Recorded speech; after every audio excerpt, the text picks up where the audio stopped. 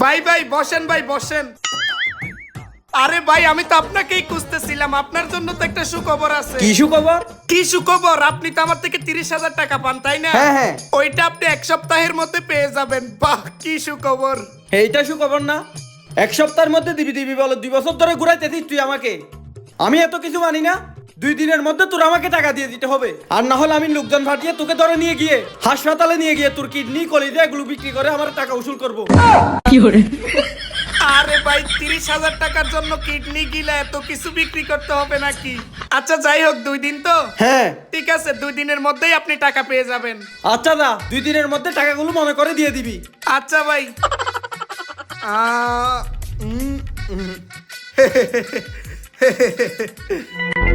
আবার কি হলো?